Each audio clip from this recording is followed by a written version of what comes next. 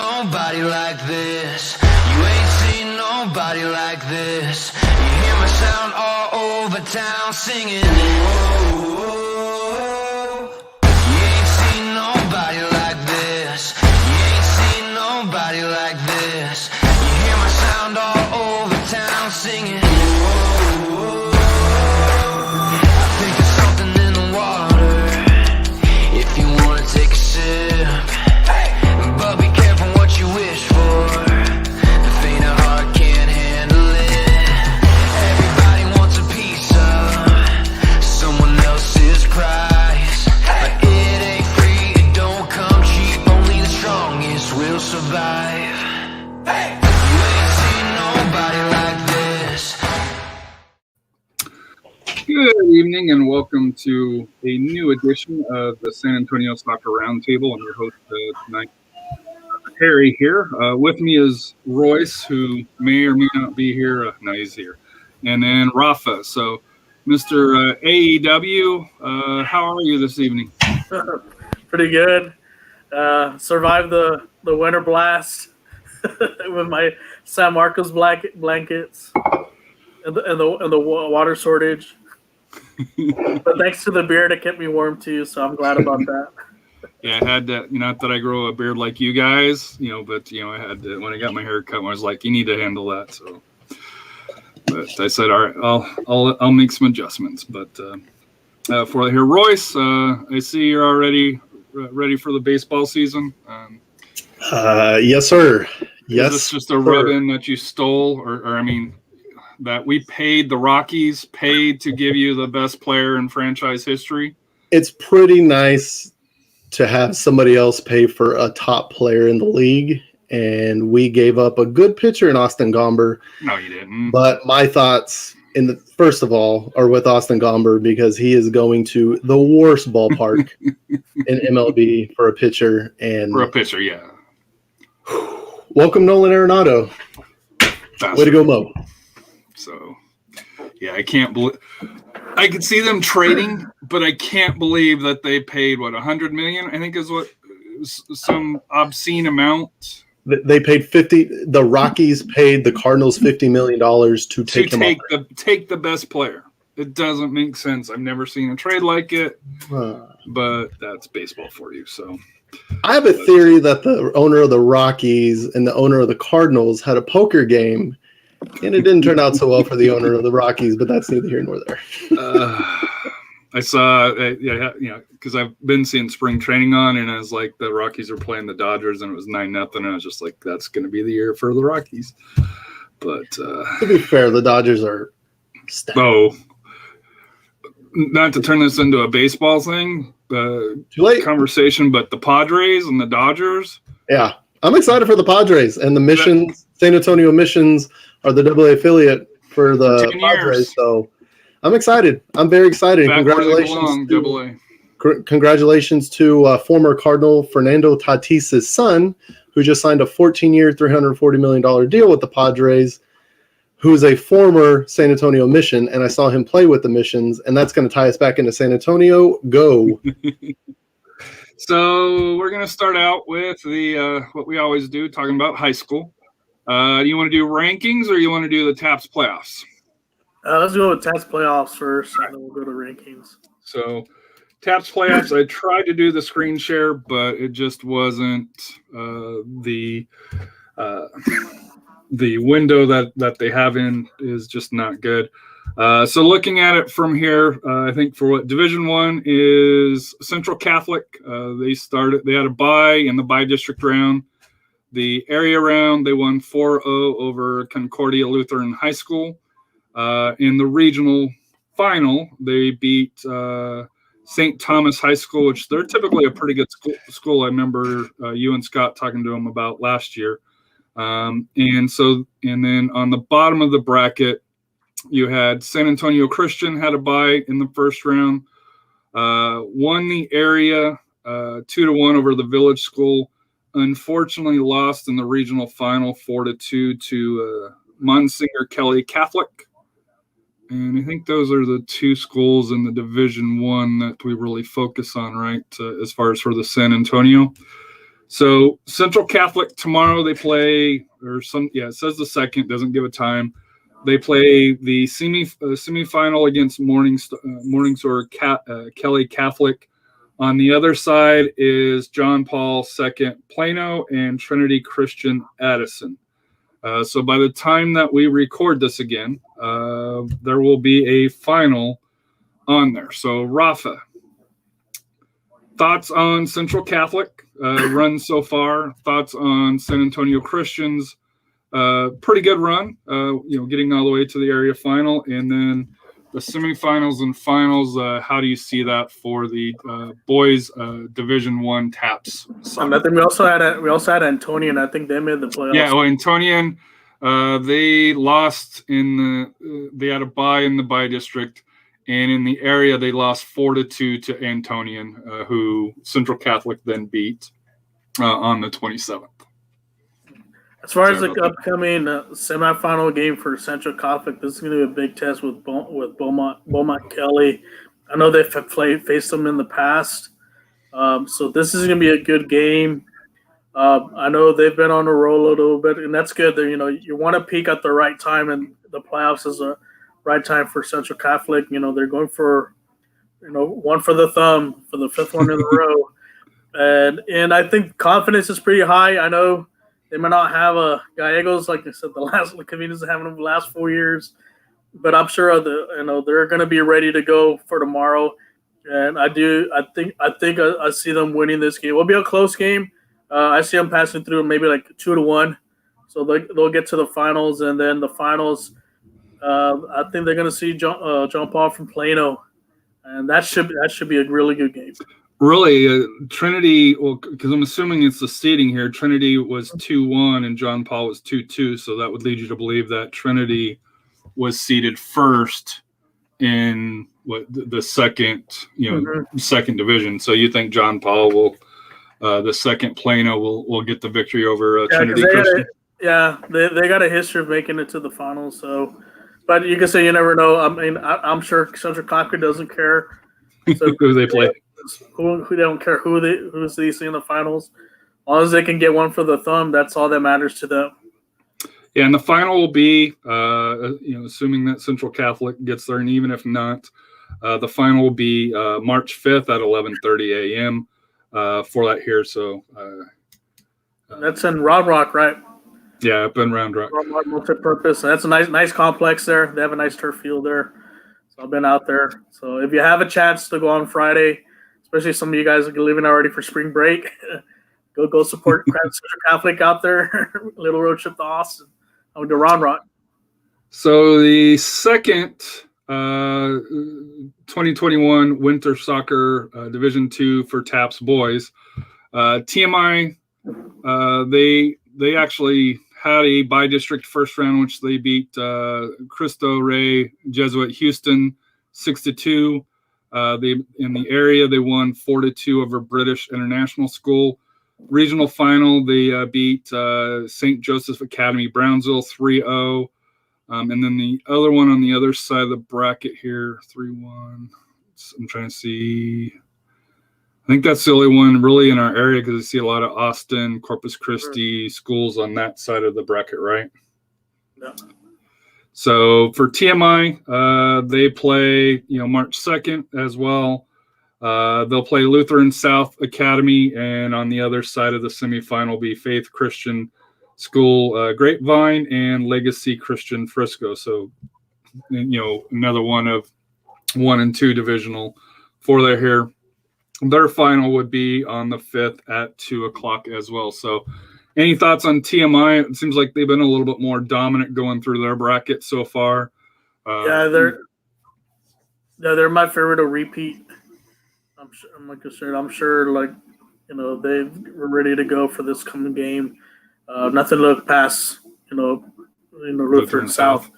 Yeah, as far as them, I think they should take care of business. And then the one maybe a little bit of a tricky game might be the final because you have 2 Dallas area teams, and you know how Dallas soccer is. They always have really good teams up there. So, but I think TMI getting into the final and repeating again this year.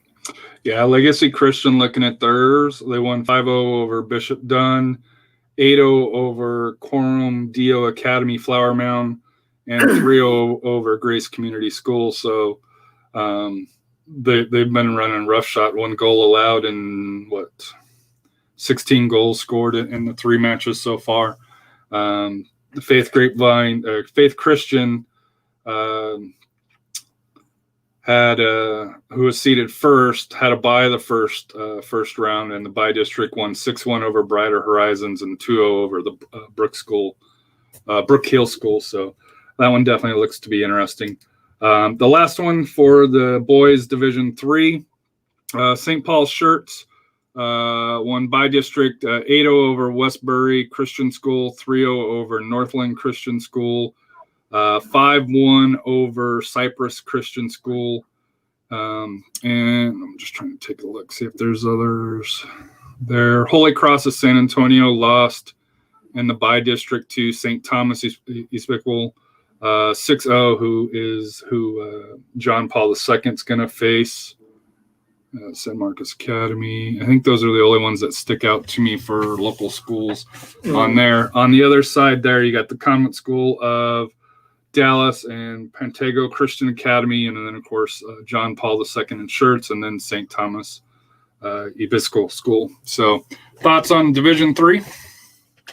Shirts, it's kind of a sleeper team because we didn't know too much about them, but I'm looking at finally got a hold of their schedule, and they've had some pretty good wins. I know they had a couple losses with some teams higher in the division, but that's a good test for them to get them ready, what they're doing right now in the playoffs.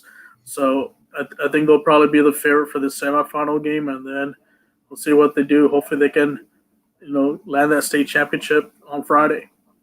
I will say, looking at the playoff results here, St. Thomas won 6-0 over Holy Cross, 4-0 over Our Lady of the Hills, and 6-2 over San Marcos Academy. So, as far as on this side of the bracket, it seems like those two have been the dominating teams so far here. Now, for the Division One, Division One girls, Antonian College Prep had a bye in the bye district round. In the area, beat John Paul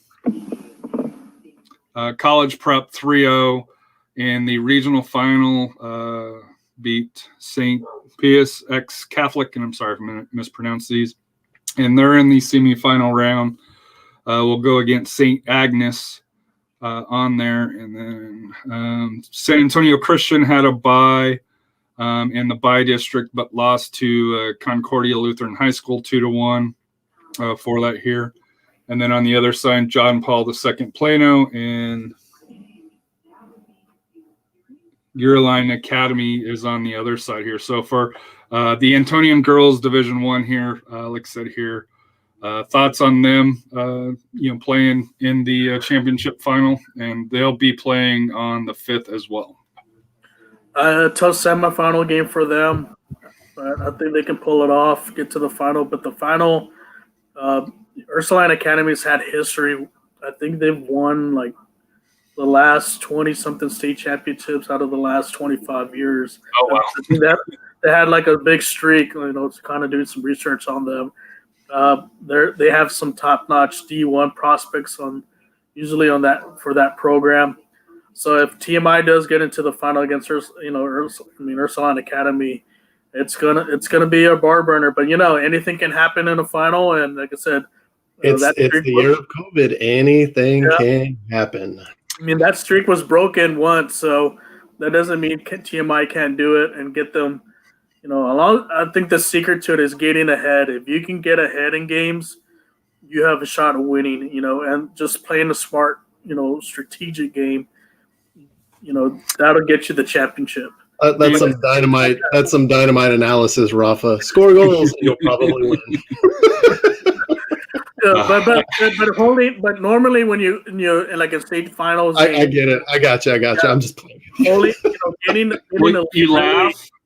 Yeah. AJ's club team, we went up and played Lone Star. basically it was pack it in on our side and hope. And they were competitive, but yeah, it frustrated me that playing the defensive ball. I was like, we need somebody up front to at least shift the field, but distribution. Unless they're gonna play like Atletico Madrid with 3-1. Just Luis Suarez up there. That's it. Just Luis Suarez and everybody behind the ball. Yeah. Pack it in and just hopefully get them on a counter attack. To be fair, that's how Uruguay plays. I mean, it's Cavani and it's Suarez up front and everybody behind the ball, and they keep making the quarterfinal of the World Cup that way. So it works. I did miss one team. Incarnate Word High School, they did, had a bye in the bye district, but they did lose to St. Pius ex Catholic 6-0 there. Pius. Division 2 for the girls. I'm trying to see if there's any of them that we have. Geneva School of Bernie. They had a bye. They beat in the area St. Paul II Corpus Christi, but they lost a close one to Regent School of Austin 2-1 to end their season, unfortunately, in the regional final. But a good year for Geneva School of Bernie for that here. Any thoughts on there? I know it doesn't look like that we have anybody in the San Antonio area. It looks like it's more Austin area that as far as for this division that with St. Michael's Catholic Academy, Regent School of Austin, and then on the other side you got Faith Christian School and Southwest Christian Fort Worth. Yeah, sounds like Division 2 is a really stacked, as far as some teams there. But I'm trying to see Geneva School, making that far. I'm sure they'll build upon that for next year, and hopefully they can get at least to the regional final, and then knock in and get to the Final Four for the state. So hopefully they can, like I said, it's a good season for them. Hopefully they'll build on that for them. But I know Division 3 is going to be a good one for the next. And then Division 3, John Paul II Shirts had a bye district. Also in there, also looked to have been Holy Cross of San Antonio. In the area, John Paul Shirts advanced 10-0 over St. Thomas. Where Holy Cross fell to Cypress Christian School. In the regional final, John Paul II beat Convent Christian Cooleyville 6-1. So they will be facing Cypress Christian School on the second as well. On the other side, the Convent School of Dallas, and then Veritas Academy. And that championship is scheduled on the 5th for 12:30 as well. But John Paul II Shirts, both on the boys and the girls side, seems to be having a pretty magnificent year. Just looking at the TAPS playoffs. Well, the girls are the defending champs, so I'm sure they're looking to defend their crown. And I think, like I said, they've been red hot the last few weeks, and I can see them getting by this next game and getting to the final on Friday. And I wouldn't be surprised if they repeat again as the state champs. All right, so then let's turn to the famous rankings here by Rafa. So we're going to start out with 4A boys. And like I said, this also does include the TAPS rankings. TMI is number 1. Shirts John Paul, the second, number 2. Central Catholic, number 3. Bernie, San Antonio Christian at 5, Pleasanton 6, Lavernia, Fredericksburg at 8, Antonian and Canyon Lake in the 10th spot here. So Antonian and San Antonio Christians, their season has, unfortunately is finished as we just went over. Thoughts on the 4A for here? Any chance that the Bernie can sneak into the top 3, or you think with those 3 teams in the semifinals of the TAPS playoffs, they're really in the running for 4th? We could, out of that list, we could have 3 state champions, after this weekend. So it's going to be tough for Bernie to try to sneak up in one of those top 3 spots unless they run the table and win it all. Then that's the consideration at the end of the season, final 10. Pleasanton, like I said, I know they made a streak, six in a row. I'm sure they played a tough non-district schedule, and they're leading the pack in their district. Lavernia, I think they're second in that district. They're doing well, maintaining their play. Fredericksburg, after a tough non-district schedule, they're undefeated in their district. Canyon Lakes kind of slipped up a bit. They started hot a little bit, and they've dropped. So, like I said, a lot of these 4A teams are in the middle of district play. I know a lot of teams are affected because of the weather this past couple of weeks, and because a lot of them do have makeup games. Some of them are playing 2-3 games this week. So, we'll probably see some changes coming up in the next couple of weeks once everything's kind of caught up.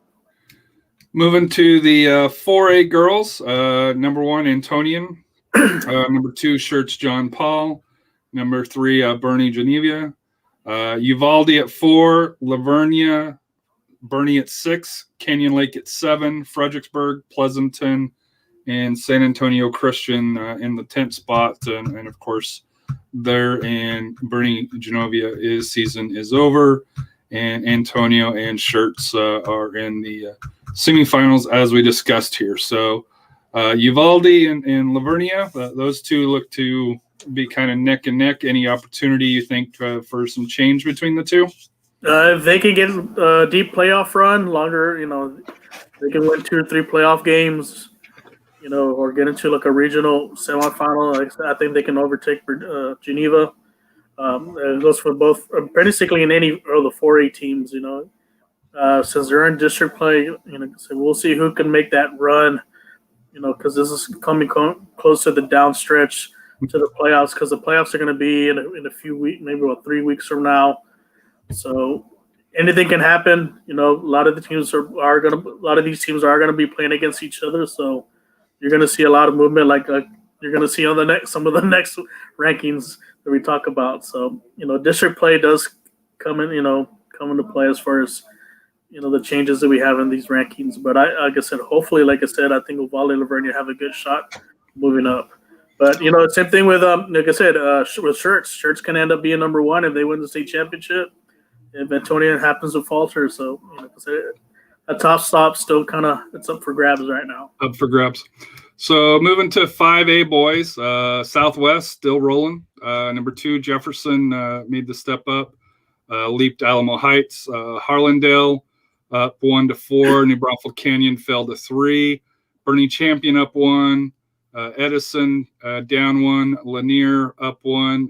Memorial is new to the rankings, and Medina Valley, Memorial's new to the rankings, and Medina Valley is in the top spot here. So thoughts on Jefferson? It seems like they're the big mover, even jumping Alamo Heights, which I know you've always been a pretty good fan of.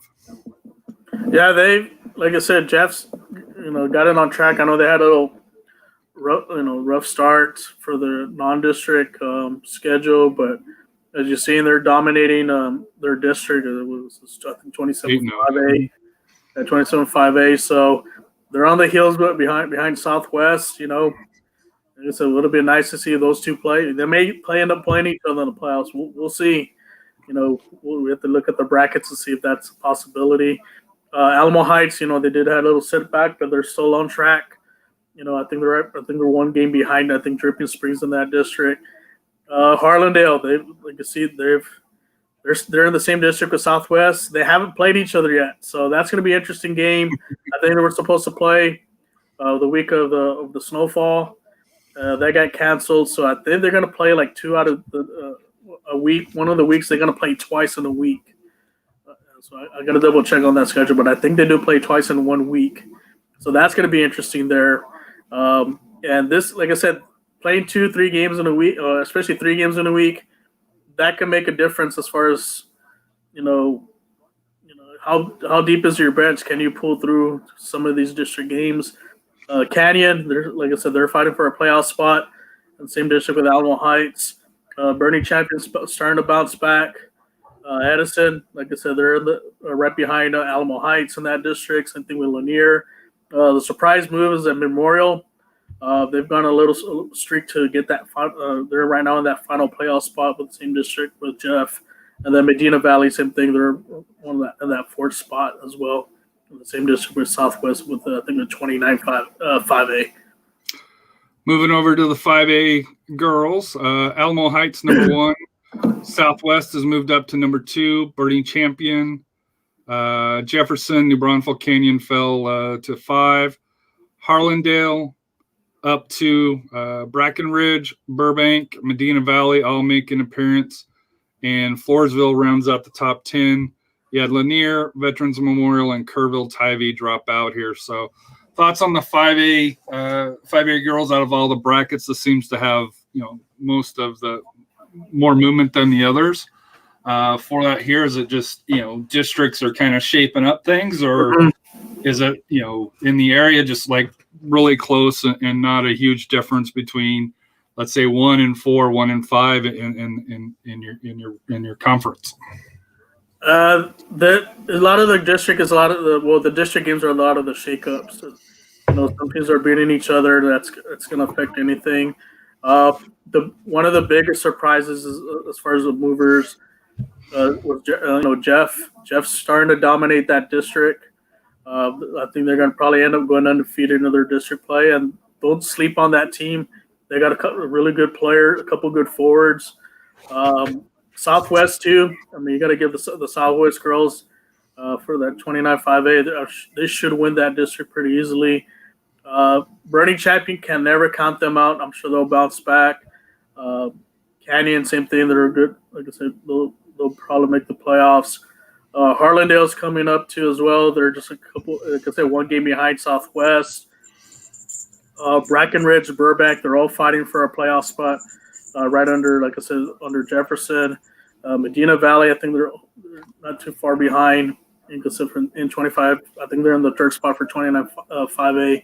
And then same thing with Floresville. I think they have the 4th spot. So a lot of things are going to change these coming weeks because, like I said, a lot of the round 2 of the district play is going to happen.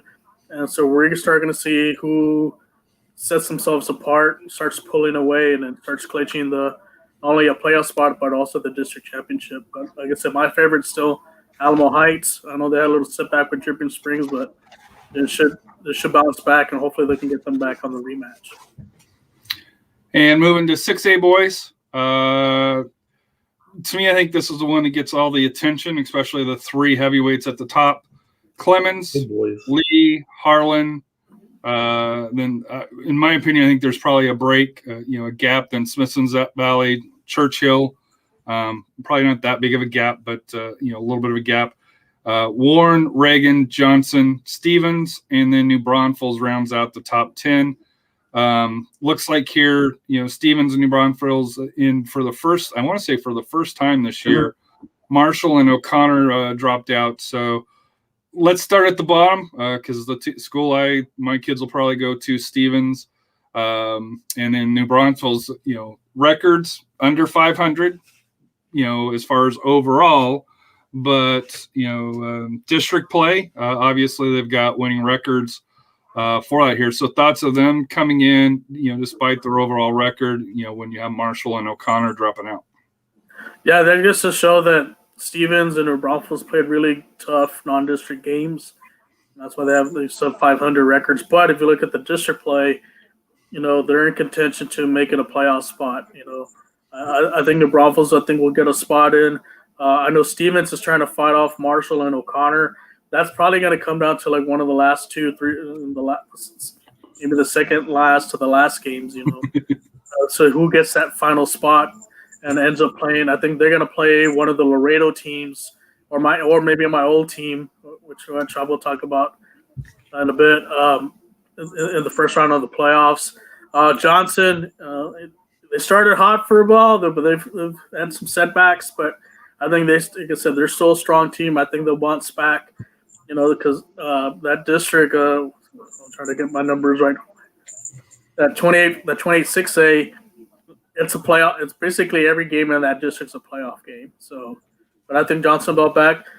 Reagan is making a resurgence. I know they had a subpar record, but look at that district record. They're making a bounce back. I think the only 2 losses was to Churchill and Lee. So I know they're in 3rd in district play. Don't sleep on them. I think in the second round of the district play, they could knock off Churchill Lee. I think they have the talent too.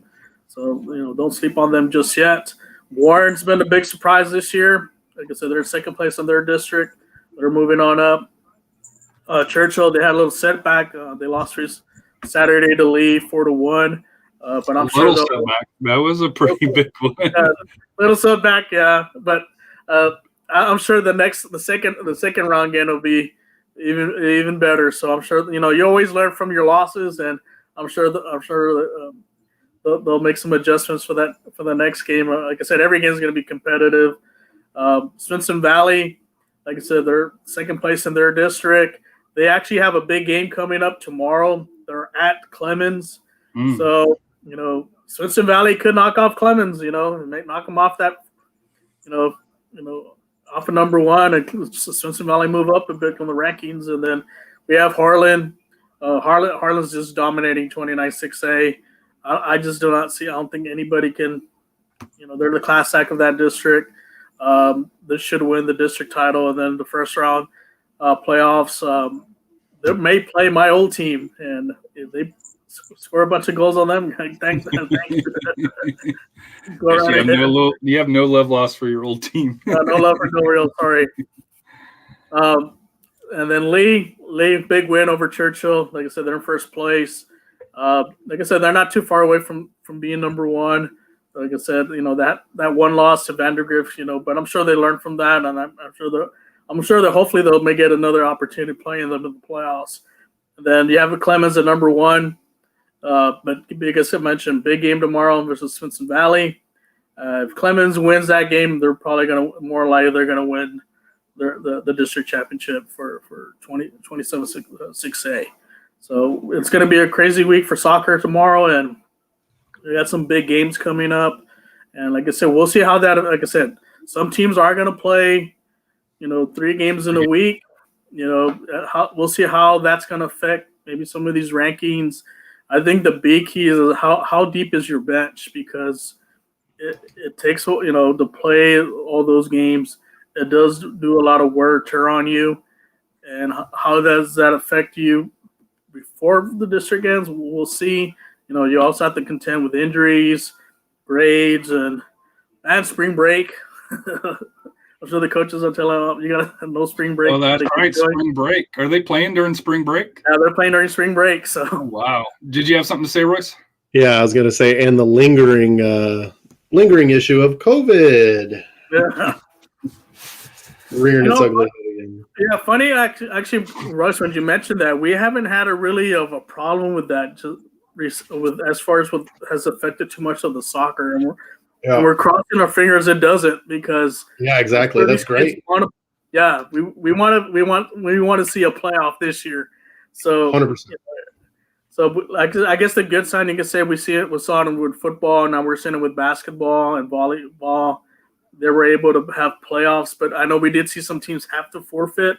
Hopefully, we don't see that for the soccer playoffs coming up pretty soon. I was also going to say, Harry, you said your kids are going to go to Stevens. Well, if we stay in this house, then our kids would go to Warren, so we may have a SA soccer roundtable derby. Wouldn't be the first time. If I stay where I am, if I have kids, they'll probably be at O'Connor or Brandeis. So we may have a rival. We may have not. I was gonna say you don't count. Get out of here. Yeah, my kids are 12, and trust me, we're not having any more. So I was having an adoption or something. Yeah. So turning to the 6A girls, we got some movement here. Smithson Valley, number 1. Reagan dropped down to 2. Brennan, 3. Clark, the biggest. Well, there's 2 big movers. Clark and Tapp both were up 7. Lee down 3. Clemens came into the rankings. Madison, O'Connor down 5. Steele, Brandeis, and Johnson were the ones that dropped. So all through 6A girls, there is changes. There is volatility. Go, Rafa. What can you say about the girls' division here? I mean, no knock on Brandeis or Johnson. if I had a top 12, those would be my 12 teams because that's just how competitive girls soccer is here in San Antonio. They just have so much talent in those teams. Kudos to, like I said, to the coaches, the hard work they do there. It's a dogfight for every district game they're playing. But like I said, we do have a new number one, Swinson Valley. Like I said, they're still undefeated in district play, but they do have a big test tomorrow. They got number 7 Clemens, and that could be for a district title right there. Like I said, Clemens has one district loss. If they can knock off Swinson Valley, they'll be tied. Reagan did have a setback, but they're still in first place in their district. I'm sure they'll bounce back from that loss, and I still see them as the favorites to win 28-6A. Brennan, like I said, they're in first place for 29-6A. Like I said, they're going to probably be the favorite, more likely to win it out. Clark's been like a shooting star, get back up. They had a couple early setbacks, but they're back on pace. And I think they could challenge Reagan for that district title. I don't know when they're going to play again. We'll look into the schedules. But that could be a district championship game there between those two. Same thing with Taft. They're soaring. Like I said, they'll contend with Brennan for that district title. Lee, a couple of setbacks, but still a great team. I do see the ladies from Lee getting to the playoffs. Clemens, like I said, big showdown with Swinson Valley tomorrow. I think that game's at Swinson Valley, so we'll see how that game goes. Madison, like I said, they're in a tough district, but they had a couple of good wins this past week. I think they'll make the playoffs. Same thing with O'Connor, and then also with Steele as well. So, like I said, the ladies soccer is just, talent-wise, with all the teams, it's a dogfight. It's going to be. I can see, like I said, maybe three or four of those teams being our representative for Region 4 to go to the seed tournament. And I want to give a shout out to a friend of the show, Hector Canu, was it Yasleta, head coach of El Paso. He's been on our show a couple of times. He's also does his own podcast, the 50 and 50 podcast, where he highlights high school soccer. But he got his 100th win. I think for at his school, right? I think his 100th win. So, career. Yeah. So congrats to him. Like I said, I know looking here, there was a video of him on ABC 7, which I just retweeted out. But like I said here, Mr. Canoe or Coach Canoe has been a friend of the show and a great resource. So we can't forget about his great accomplishment. And as I mentioned here, the wins are nice, but the how he leads the lives impacted. The lives impacted to me are way much more important. And like I said here, from San Antonio to El Paso, I think there's been several schools that have benefited greatly from his coaching. So moving on to San Antonio FC. I think March rolled around and I wasn't the only one. I think everybody else was like, okay, hey, we need some news. Well, we got some news from Preston, and he mentioned that the season is going to kick off tomorrow here. And on the list here is the signed official roster for San Antonio FC. If you look at it, there's one glaring position that we need to fill. They need to fill that Royce. They need to fill that Royce Alvarez position. Yep. Yep. I see it too. So, thoughts on the roster as it stands going in? We'll bring in Royce here, Mr. Whiteboard here. Thoughts and how do you think that they finished filling out this roster? It's not even enough to fill out the whiteboard, is there? Well, I think you mentioned that you can get 11 out of here. Oh no, you can't. I mean, we have, and the biggest, you say the biggest glaring missing piece. Obviously having 3 center backs or not even 3 center backs. It's 2 center backs and a right back. There's a little issue there, but you can fill it out. You have the height to fill it out, but obviously need to bring in some center backs. But I think SAFC is either looking towards MLS to get on loan. I mean, we've talked about it that Callum Montgomery has basically been signed as a reserve or re-signed as a reserve for Minnesota United. So a very good chance that he gets loaned down. SAFC has a loan relationship established already with Minnesota United, with Dane St. Clair. So I would not be surprised if that happens. I'd be very excited to see if that happens. Big supporter of Callum Montgomery. He's great when he was here. As well as there's really no left wing back, but I think that position is going to be taken over by Marcus Epps. Marcus Epps is a very offensive-minded player who I think can come back and defend, but I think he's going to play a role very similar to what Blake Smith played last season, to where he was more offensive-minded. Blake Smith had some ridiculous sauce and some goals that were delicious, especially since they were against Austin Bold last season. And I think Marcus Epps is going to play a very similar role, and you're going to see Maloney on the right, more defensive-minded, more staying back, but also willing to go forward on occasion. But I do think that I think what Marcina saw from last season compared to what he wants to see this season is that he really did try to go with Gallegos and Pirano in the middle as 2 attacking mids, and that kind of left us empty. PC had to really cover a lot of ground, and he may not be human, but he's not that unhuman. So PC getting a little help. In the midfield, you have 2 defensive mids, you have 1 attacking, and then you can push your wingers up. I think that may be a way that Marcina goes with the lineup, and I think that is going to be a winner. We were really strong when we did that. But obviously the glaring, there's 2 kind of glaring,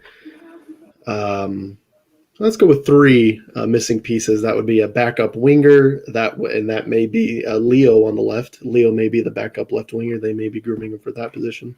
Obviously, we need some center backs. If we're going to have 3 in the back, you want to have at least 2 per position. And then forwards, which, interestingly enough, we're going to talk about here in a little bit. Rafa, any thoughts on the roster? We're still missing a third starter for the we're missing a 3rd center back. Yeah, absolutely. Yeah, center back. And like I said, maybe we do get Montgomery. That's like, I mean, to me, for getting him, it's a little roll of the dice because he can always get called back. 100%. That's what happened last season. And I think really San Antonio needs to get someone that's permanent. But just in case if we do get him back, even though we lose him, we won't miss a beat. But I do see him getting another 6-footer, maybe a 6'4", 6'5". I think we're gonna have like the Jolly Green Giants in the back 3. I mean, we all saw DeJounte Murray kick the S out of that soccer ball. He's 6'5", so he can play. If he can, well, he's tall, he's very athletic, and if he can make clearances like that, I think it'd be all right. I think it'd be all right with that. That'd be fine. I think his wages are a little over the budget for SAFC. One center back that is off the market, former SAFC center back Pascal Abusi. He was with a team in the Czech Republic, and he just got signed by a team in Cameroon. So good for you, Pascal. Good luck, and we're still following you for sure. Yeah, I got the tweet. Al Marquez has announced the signing of Cameroonian central defender from Czech Republic, even though he didn't really play for Czech Republic, but that was the interesting thing there. But formerly of Switchbacks, Colorado Springs, and San Antonio FC. And also for that team. Yeah, he's been all over the place. I mean, when you're that talented and you have that height, I mean, Pascal was, 6'4", 6'5"? Mm-hmm. You're going to play a lot of places. And he was good. He's athletic too. He's very athletic. It's just he's in the system that he was brought in. we really didn't use him to his maximum attributes. We kind of had him more wide, and he should have been more in the center. But hey, let's not touch that. Good luck, Pascal. We're still following you. So two nuggets that Royce was able to dig up. Which one do you want to do first? The Academy one or Academy? We'll go Academy. Yeah. So go ahead with this one. Yeah. So obviously none of this has been confirmed by SAFC. This has been confirmed by other clubs. So I don't know if you want to take that with a grain of salt, but SAFC isn't exactly the quickest in announcing things, especially with preseason. Normally we hear it from the other teams, and then 1 or 2 weeks later we'll hear from SAFC. So, but a player here from Venezuela who's under 17 has been, I don't want to say signed. But it has signed. Well, it does say signed, doesn't it? Has been signed. There you go. Those words are there. It's coming from Venezuela. He's going to play for the academy. And obviously, if he's going to come over and be signed, it is going to be with an intent to possibly get some professional minutes, which is exciting. SAFC is obviously still looking into South America for talent. And let me tell you, they have found some fantastic talent from South America. I mean, with Pekka, with Pirano, obviously, Bailone, who's playing in Europe and Instagramming it up. Those jerseys that his team has are phenomenal. Chef's kiss.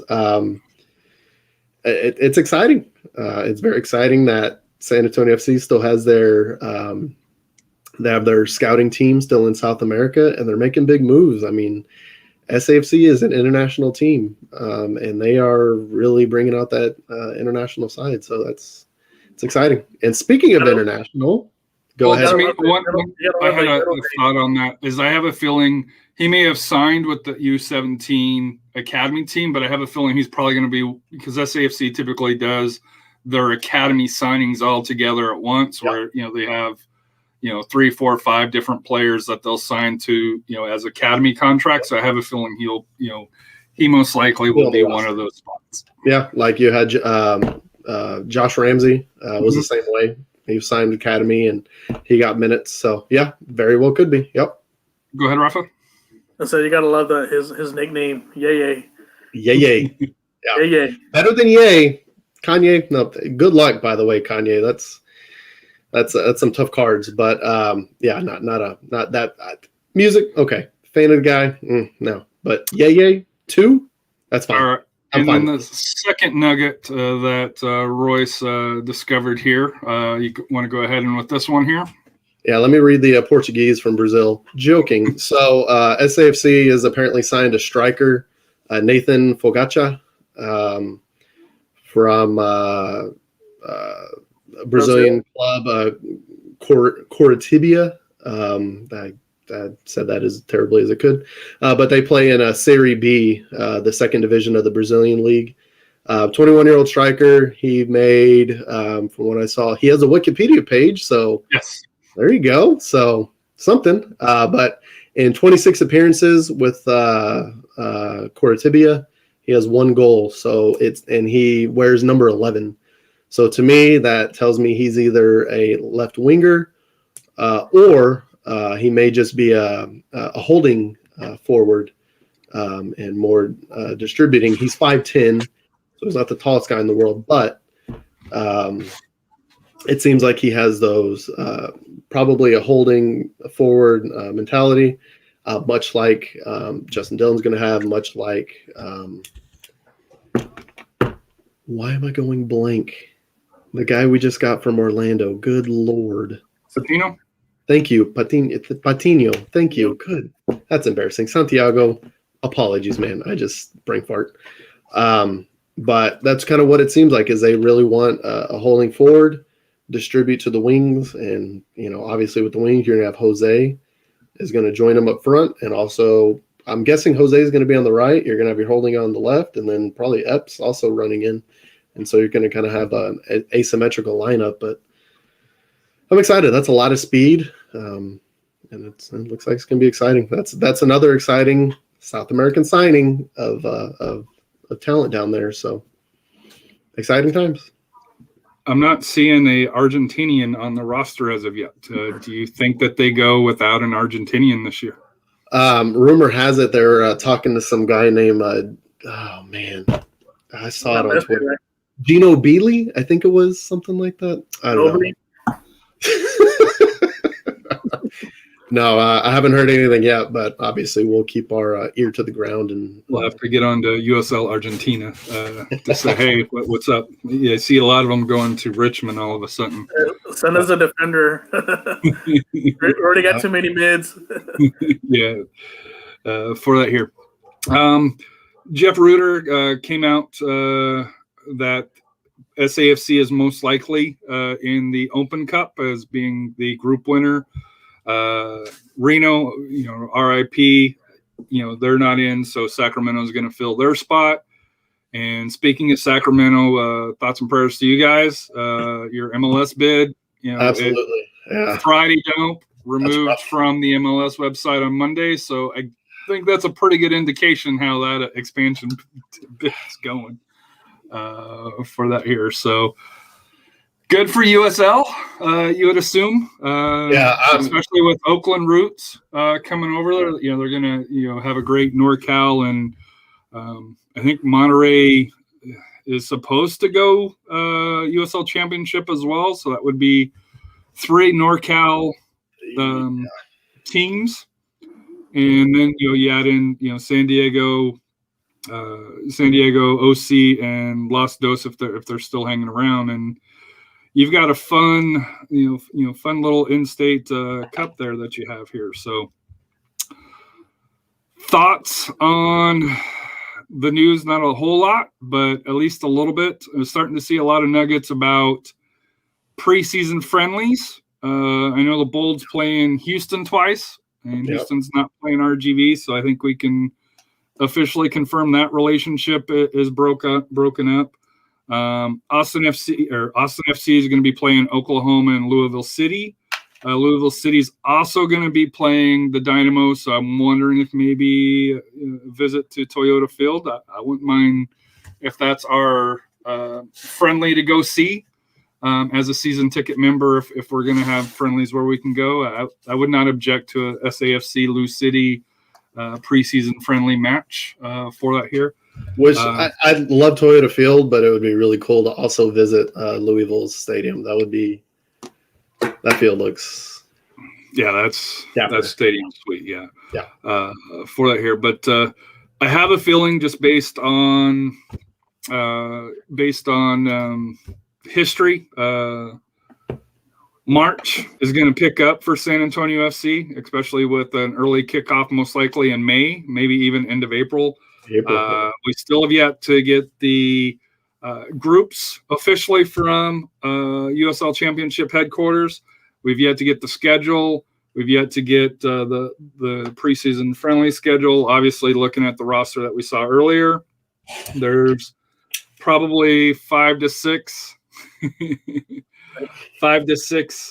roster spots to still be filled, and probably a good, I would estimate, 4 or 5 would probably be professional players, not counting the academy contracts for that here. Open Cup is going to be supposed to be played that first week in May, so it'll be interesting to see who they play. With it being a invitational Open Cup, I think USL is the first one to go on record with the 8 teams that they're going to select. MLS gets 8 teams. I know there's already talk up in Austin that, how cool would it be, for Austin FC and San Antonio to kick off Open Cup play, which I wouldn't mind knocking off. Do they want to get embarrassed? Have you seen their lineup? Do they want to get embarrassed? Yeah, they're supposedly they're ranking themselves number 6 in the MLS. I'm like that meme with Charlie Murphy when they said when the shirts play the blouses. So that's my reaction to that. So, sorry, you're going to be dropping the little balls for the draft lottery after this season. I think they'll do better than what you guys think, but they're I not think- sniffing. Like somebody was like playoffs, or and I was like, I think they'll be competitive, but I don't think they'll be playoffs. But I didn't think Nashville was going to make the playoffs last year either, and they snuck in. But it was a COVID year, so Nashville put money into their team. Cincinnati FC did not. You see the results. Austin FC's not really putting money into their team. They got a mid-30s Matt Beaslers or star on the back line. That's not a recipe for success, man. And then their big forward up front is from South America, sure, but he's a 10. I mean, you see what happened with the Galaxy the last 2 or 3 seasons where they haven't done anything, and they went and got Pavone, and Pavone's been suffering there. And then they get Chicharito, and they still can't do anything. So it's all about that back line. You have to defense first, and they are not building a good defense, not even for USL standards, man. Yeah, I would. For me personally, number one, I would like to go see Q2 Stadium. I drove by it this week, and the outside, not my cup of tea. I'll just say, the wood and the Verde, just even Monaco is like, eh. So, but that's just my taste. It doesn't have that shiny new stadium look on it. But how did their 5 parking spaces look? well, it was full of construction when I was there. But yeah, it's that's the other thing. And to find the place. Now, I'm not from Austin, to be fair.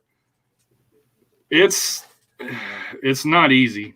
Yeah, I mean, you go 35 breaker, and then you got to take breaker in, but it seems like the middle of nowhere because there's stuff around it, but it's not off of main. Like No, to me, not. when you build a stadium, you want it off of one of your main expressways, and it's which not.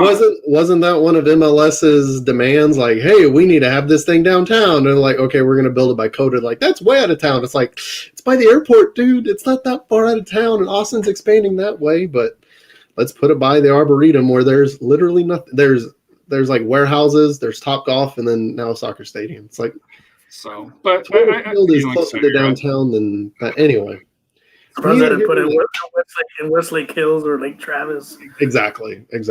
Look, guys, it's Austin. No, that's Cedar Park. But I do think. I know we dog on them a lot, but compared to what's going on in Charlotte. Yeah. See, let me go on the record and say I'm excited for Austin fans. Yes. I lived in Austin.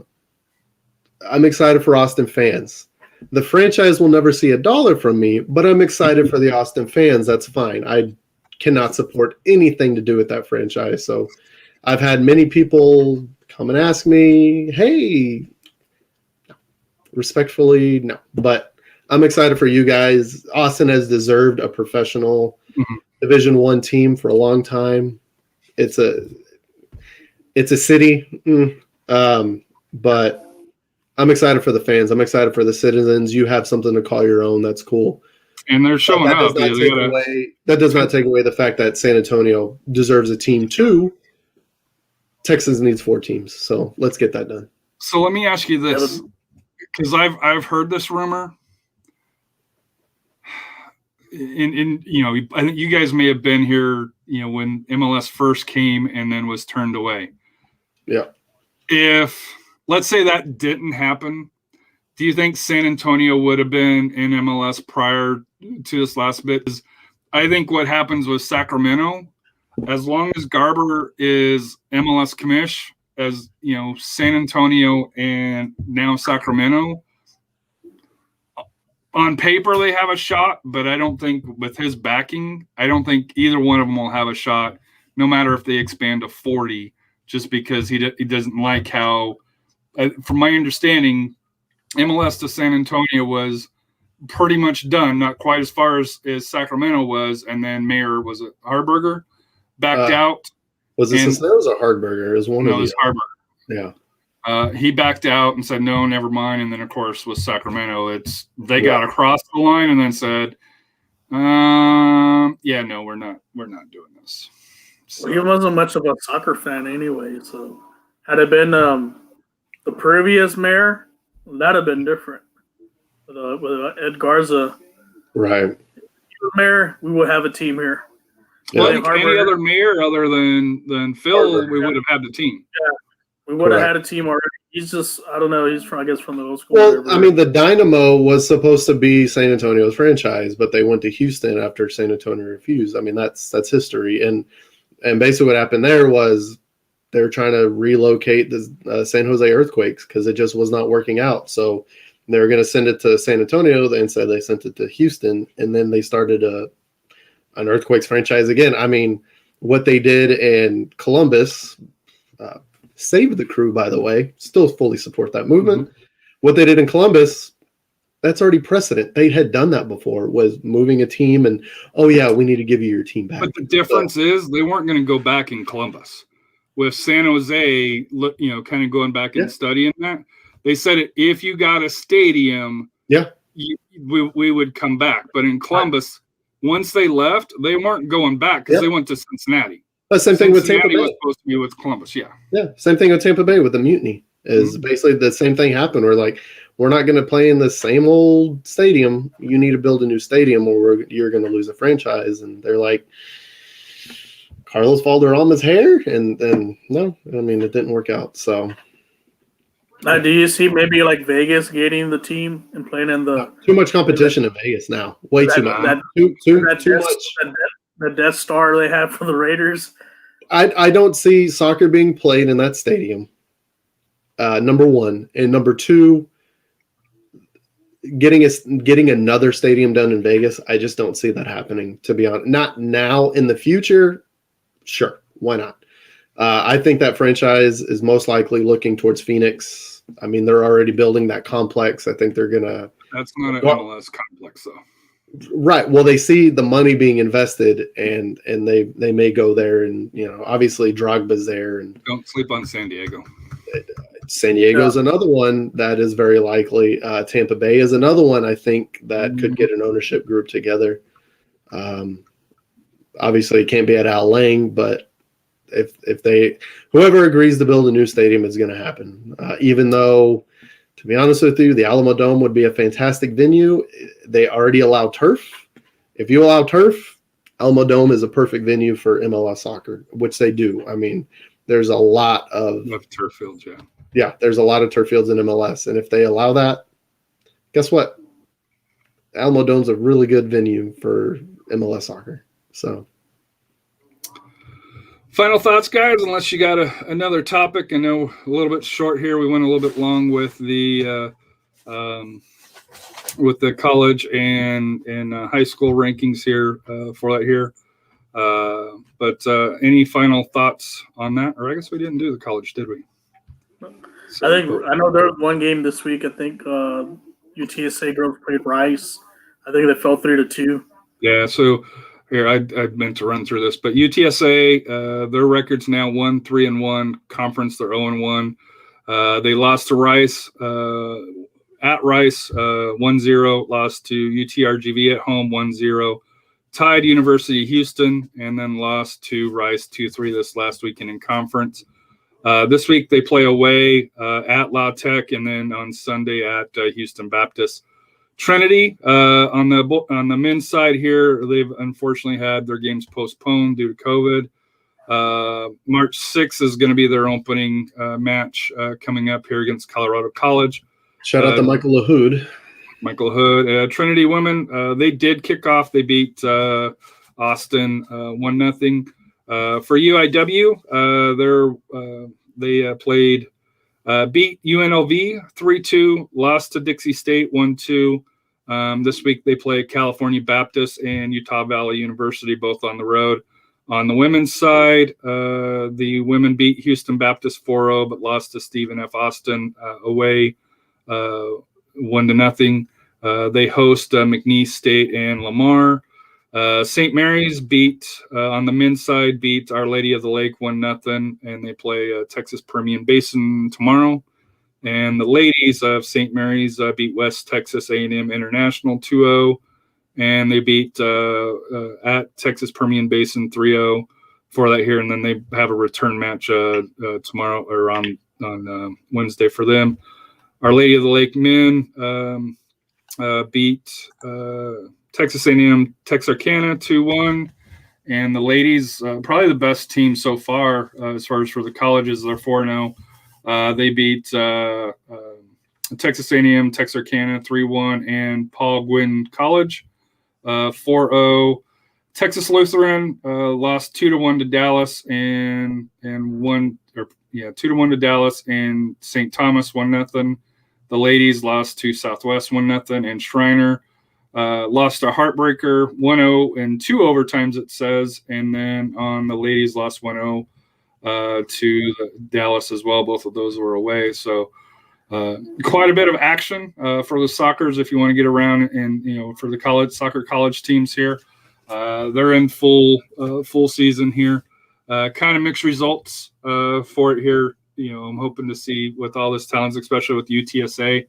I think them getting off to a 1-3-1 record, probably a little bit disappointing. Although Rice is 4-0 and looks to be a pretty good team this year in Conference UTSA. But I think the one that kind of stung me, UTRGV losing 1-0. I'm not gonna lie, I was a little bit we lost RGV again. So. But that wraps up the college. But final thoughts for you there, Mr. AEW? Final thoughts. I know like I said, looking forward for this week's high school games. There's some key games coming, like I said, tomorrow and Friday. Good luck to all the TAPS teams. Bring home the gold. After hopefully get to the finals and round bring home the gold. And like I said, just shout out to everyone after crazy couple weeks. I know we survived it. I know, and I hope everyone's doing well. We got a power back, got water back, and like I said, moving forward. And hopefully we get to get some good news. Like I don't know if you guys heard, the Spurs are going to have fans at their games starting, I think, on the 12th. So maybe that's a good sign that maybe we'll be back at Toyota Field. 3,200 fans in a 20,000 seat stadium. So cross our fingers, everyone, that we'll get an opportunity to be back at Toyota Field and come May. I did ask my ticket guy because I spoke with him last week, and they're still reviewing the options because me and Roy's seat in section 114. I was like, "Hey, are we getting bumped back or what?" And he's like, "Still up in the air." So for that here, your final thought there, Royce? I had 2 final thoughts. Number one, with the Tower Bridge Brigade in Sac Republic, we feel for you. We really do feel for you. Welcome you back with open arms back to USL. Unfortunately, I know that's disappointing for you guys, but looking forward to competing with you. Looking forward to beating you. All that good fun. But really, we really do feel for you. It's a crappy to have all this momentum and all of this hype and excitement, and that just your balloon deflates. We know exactly how you feel, and it's not fun. So we really do feel for you, but life goes on, and welcome back to the USL Championship. And the second thing is, San Antonio, Texas in general, we hope your families are safe. 2 weeks ago was a struggle. I think everybody went into survival mode whenever we lost utilities, and it was rough. And some people may have PTSD from that, and a lot of people still don't have water, and some people still don't have power. So, it's crazy. We just hope you and your families are safe. We hope you got through it okay, and everybody got through it okay. And now we have a new season of soccer to look forward to in San Antonio, and onward and upward to better things. Hopefully everybody finds the vaccine so we can get through this and accelerate things back to normal. But 2 weeks ago was really rough for all of us, and just hope everybody got through it okay. We're all thinking of you. Yeah, my final thought has to do with that as well. And if you can kind of donate to San Antonio Food Bank, even though we're past the storm, most of us have water, most of us have power. Unfortunately, there were people that weren't able to work, and unfortunately, depending on their employment, may or may not have got paid for those missing days. So, as always, if you can, please donate to San Antonio Food Bank, especially right now where they're coming off where they were dependent on very heavily for that here. Just, if you can donate to them, please do. And I'm sorry, I'm going to go ahead. Butt in here, but absolutely either volunteer for the food bank, donate to the food bank. A lot of people lost their jobs and they can't work because busted pipes in their place of work. Those businesses didn't come back and they may not be back. So people may not have money for food and they may be going to the food bank. So that's a great thought. And I'm going to go donate $25 right now after the show to the food bank right now. So. And then the other final thought here with spring break, please be safe. Like I said, I know it doesn't feel like it, but we are still in COVID. Vaccines are coming, but if you haven't been vaccinated, please be safe and be smart, along those lines here. Even if you have, please be safe and be smart for everybody around you that hasn't. So, and of course, if you are going out of town, be safe and don't do anything, crazy along those lines here. But that's it for me. What's life without goals? Thank you, Rafa and Royce. It was always a pleasure. And we may have an interview next week with Coach Augie because he did also get 100 wins as well. But there was some confusion on it here. So I may be out because we may be going to Arkansas to some lake in the middle of nowhere. Just to get away for that here, and we may see if we can have that done here, but that is not confirmed for that here. But thank you guys, and hope you have a wonderful day and a good week.